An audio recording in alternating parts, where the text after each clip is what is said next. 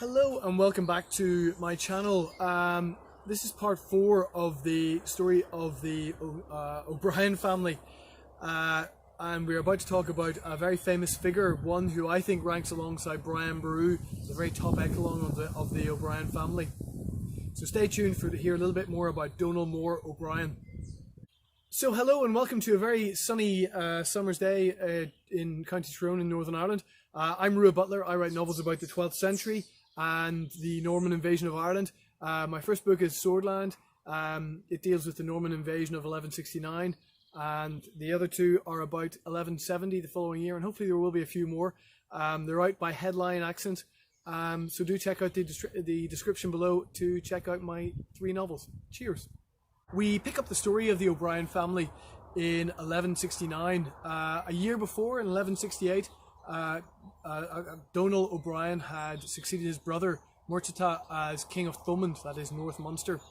And of course, I think we ended the last show by saying that Donal couldn't have known what trials and tribulations he would look forward to over his career, his reign as King of Thomond. At some point before 1168, Donal had married Orla, the daughter of Dermot MacMurrough of the King of Leinster, and he had formed a fledgling cross-Ireland alliance with Dermot and the King of the Northern O'Neill, Murtagh MacLachlan, against the other sort of faction in Ireland, the Rory O'Connor, led by Rory O'Connor and Tiernan O'Rourke.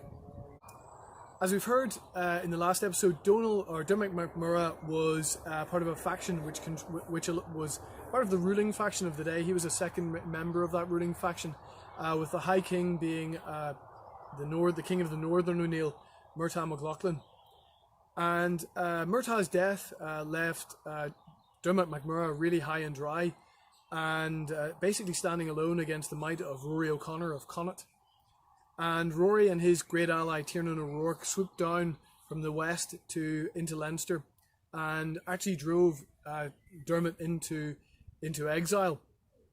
This left our main character, Donal Mor O'Brien, in a rather sticky position. He was only just come to the throne of Thomond, and it left him as really the only king standing between Rory O'Connor and the High Kingship of Ireland, and to be the first High King since Brian Boru in 1014 to have held the High Kingship without opposition of any other king.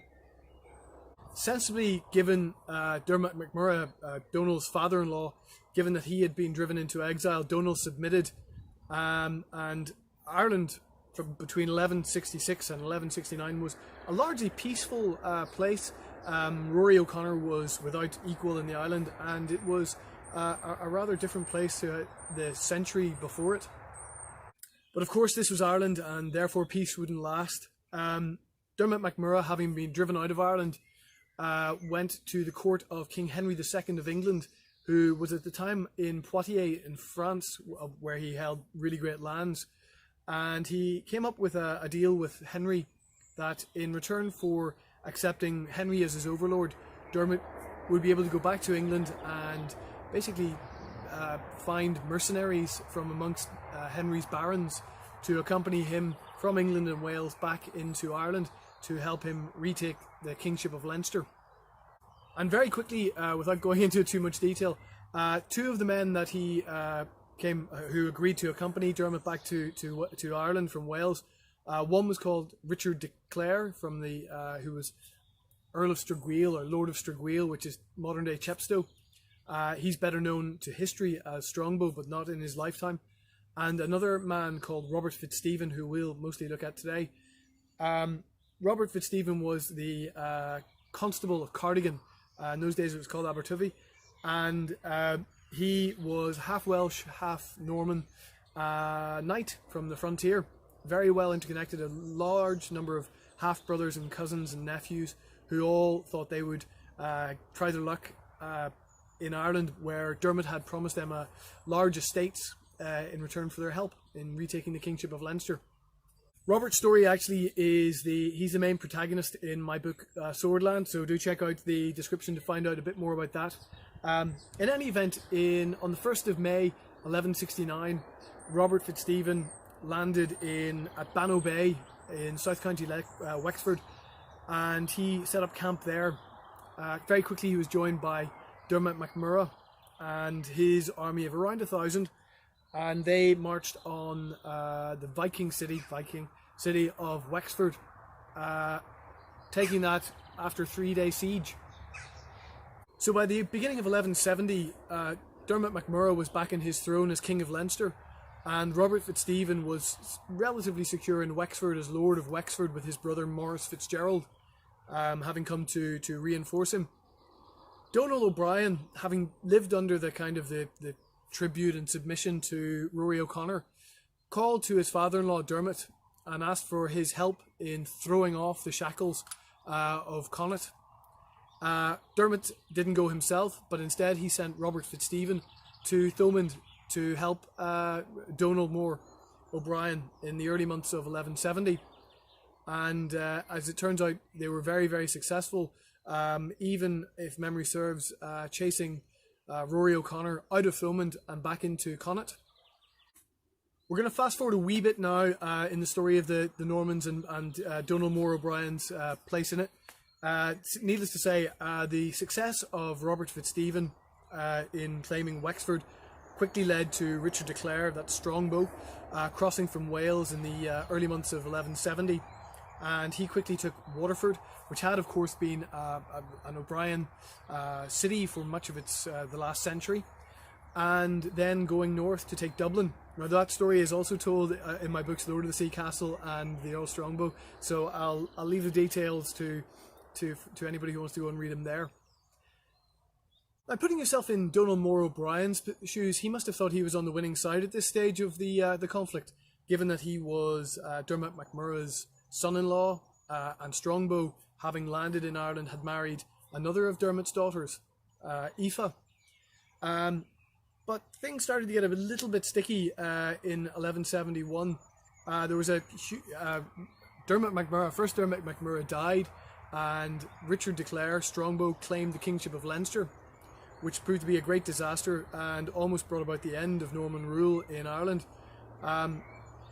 Needless to say, the Normans survived through remarkable means, which I'm hoping to write about, so I'll not bore you with the details here. But they really, it meant that the Norman colony, the fledgling Norman colony, had survived. And in October 1171, King Henry II was forced to cross from England, from Wales, from Milford Haven to Ireland, to enforce his overlordship, not only over the Norman barons like Strongbow and Robert Fitzstephen, but also over the native Gaelic families. And he went on sort of a victorious tour of the south, Waterford, Lismore, and then up to Dublin, taking the submission of the native Irish princes as he went. And amongst those who submitted to King Henry II in 1171-72 was Donal Mor O'Brien. It was at this time when King Henry II was in Ireland that Leinster started to be carved up. So the Kingdom of Leinster, the southern portion of what we now understand to be the province of Leinster, the southern half below the Liffey, was granted to Strongbow and his heirs, while the northern half was given, which was then called the Kingdom of Meath, was granted to one of King Henry II's most fearsome knights, Hugh de Lacy. I think it would be fair to say that amongst the most common characteristics of a Norman is this land hungriness that it seems to have been in every Norman that arrived in Ireland, and of course Strongbow was no different. In 1173, his avaricious eye started to move towards Munster. Having already taken Leinster, he started looking westwards towards Munster, and of course this was made up of really two kingdoms. In the south, Desmond, the land of McCarthy, and to the north, Thomond, which is the land of the O'Briens, and where Donal Mor O'Brien, of course, was still king. Having submitted to King Henry II in 1171, Donal probably thought that his lands were protected at this point of history, but of course Strongbow, with his king far away in England and possibly in France, he thought, I think I'm going to have a bash at this, and of course he invaded and raided across the River Suir into Munster in 1173. 1174 looked like it was going to be a year of crisis for the O'Briens and their king Donal Mor O'Brien, with the Norman attacks becoming more and more frequent across the River Suir from Leinster into Munster. He was forced, of course, to raise an army to defend his lands and his people, and actually joined forces with his old enemy Rory O'Connor of Connacht to meet the Normans in battle at what is now the town of Thurles in County Tipperary. Up to this point, of course, the Normans had been seemingly unstoppable, even despite having extremely small numbers. They had won battle after battle. Nearly every encounter with the Normans and the Vikings and the Normans and the native Gaels had gone the Normans' way. But Donal Mor was a man who obviously had his wits about him, because he absolutely destroyed the Norman army at Thurles in 1174. Some figures say that as many as 1,700 Norman knights were killed, or Normans were killed, on the field of Thurles that year, which I would have thought would be probably way off, because there couldn't have been many more Normans in Ireland at that time than 1,700. Nevertheless, a stunning victory, which made him one of the first to actually defeat the Normans in open warfare. Strongbow and the remnants of his army were able to retreat down, presumably, the Suir Valley towards Waterford after the defeat at Thurles. However, this defeat showed the Normans to be anything other than superhuman, and general uprising seems to have occurred amongst the Gaels in southeast Ireland, and Strongbow ended up under siege in Waterford and in pretty bad shape. It looked like he might actually bring about the doom of the Normans in Ireland. If this fledgling colony might come to a very sticky end. Luckily for Strongbow, he was able to send a message across the sea to Wales, and it was answered by his former warlord, his former military mind, Raymond de Carew, who is remembered to history as Raymond the Fat, Raymond le Gros.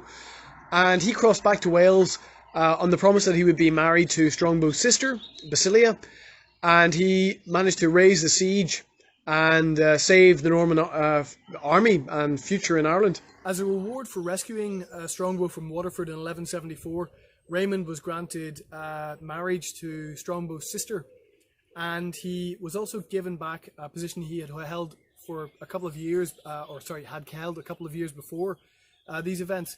He was made the commander of Strongbow's army, and Raymond, land hungry as always, he decided he had to revenge this embarrassing defeat at Thurles in 1174. So in 1175 he again crossed the River Suir, and went into South Tipperary this time. There was a major engagement at Cashel. We don't really know much about it, but he seems to have pushed past Donal Mor O'Brien's army there and on towards Limerick city.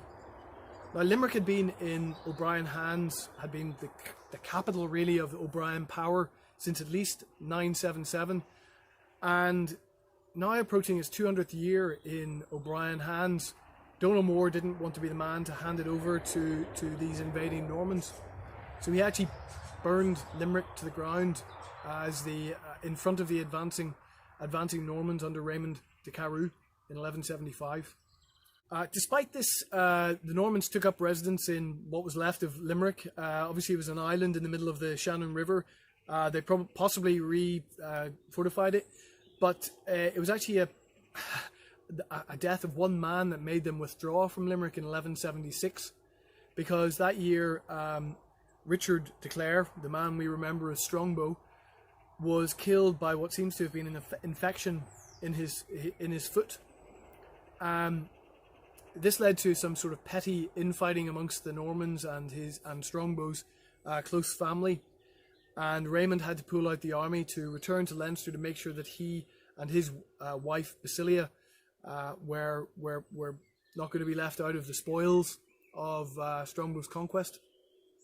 So Donal O'Brien in 1176, again he was able to retake his capital at Limerick. His lands were now free of Norman control. All the Normans had gone back beyond the River Suir. But The next year, 1177, again, we come into a time of crisis, and it just goes to show how great a man this Donal Mor O'Brien was, that he was able to go from crisis to crisis and still maintain his rule over his lands. A really talented guy. In 1177, King Henry II really completed a complete about-face on his promises to the Irish of 1171, and again of the Treaty of Windsor, which he made with Rory O'Connor in 1175. Complete about-face. He awarded at the Council of Oxford, he awarded the Kingdom of Cork, is what he called it, but it was really the McCarthy Kingdom of Desmond. He awarded that to two adventurers, to Robert Fitzstephen, who we heard of from his adventure back in 1169, and his cousin Milo de Coogan. They got the Kingdom of Cork. And then King Henry awarded Thomond, which he called the Kingdom of Limerick, to a courtier and knight called Philip de Braose. We can only but imagine what Donal thought of this, betrayal, really. But luckily, while the Kingdom of Cork did fall to Robert Fitzstephen and Milo de Coogan, or large parts of it, his kingdom remained aloof from this conflict. And as Philip de Braose didn't bother backing up this grant that he'd been given. So life in Thomond, I would imagine, sort of went back to the way it had always been. Border raiding against the neighbours to the north and to the east. And Donal Mor O'Brien remained King of Thomond in name and in act. So for 8 years, Donal Mor O'Brien remained king, without a challenge to his rule. And in 1185, we will skip forward to 1185, for that was the year that Prince John, who would later become Bad King John, he was an 18-year-old, he turned 18, and he was sent to Ireland to take up the role of his father. His father had made him Lord of Ireland in 1177, and in 1185, John finally got his act together to bring an army to Ireland to back up those claims with force. John landed at Waterford in 1185 with an army probably about the same size as Henry II, his father, had in 1171, and he proceeded pretty much along the same course. From Waterford, he would have followed the Suir westwards towards Lismore, and there he plonked himself. He made a few castles along the way, and there at Lismore, he waited for the princes, the Gaelic princes, to come and again declare their submission to his power. Many did, and when they got to meet Prince John, he decided that this little brat of a boy decided that what he would do would be to ridicule the Irish princes, and apparently he pulled on their beards and really made jokes about them. And it caused these proud kings and chieftains to flee the court without giving their submission and go to the one place where they knew that their cries for equality, really, I suppose, and for respect would be heard, and that was at the court of Donal Mor O'Brien in Limerick. So John had, by stupidity alone, had turned people who would have made very handy allies into determined enemies, and in Donal Mor O'Brien they had a man who had already defeated the Normans and outsmarted the Normans in all types of ways. Donal, rather than take on this massive army that Prince John had brought with him, decided in a more guerrilla tactics, and he, as John advanced and prevaricated in the Suir Valley, he launched attack after attack after attack, which really was death by 1,000 cuts to John's army. And soon John went back towards Dublin, not willing to go any further into Munster and into this storm of violence that Donal had unleashed against him. And so within 6 months, John had left Ireland and gone back to England. I believe his father was planning to send him back again in 1186, but circumstances didn't allow it. John's vengeance against Donal Mor O'Brien, came in the form of further land grants. This huge grant of the Kingdom of Limerick to Philip de Braose, the very toothless Philip de Braose, actually was recanted. What is now modern Tipperary was really divided in three between three of John's closest followers. The south was given, the south of what is now Tipperary, was given to a man called Philip de Hereford, and he based himself at Kiltinnan Castle on the slopes of Slieve na Mon. Then the sort of the mid range around the Slieve Arda Hills was granted to the father of the Burke family in Ireland, William de Burgh. He was given what is now the barony of Clan William. And then the north around Nina and running to, I suppose, towards Rosscray, that whole area was given to my ancestor, the only good guy amongst them, I would say, Theobald Walter, who was also granted the title of Chief Butler of Ireland in 1177. Despite these setbacks, Donal Mor O'Brien wasn't done. The man who had proven that the Norman war machine was not unstoppable continued to rake in the victories against the invading Normans. In 1190, he was victorious over the famous knight William Marshall, somewhere in the vicinity of Thurles again. And in 1192, he fought a battle at Killaloe and drove the Normans out of northern Ormond, that is Norman Tipperary.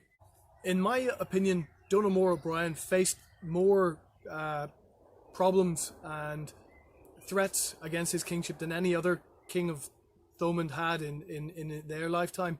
And that's why I think he ranks as high as Brian Boru in O'Brien family history, and certainly deserves the epithet of Donal Mor, or Donal the Great.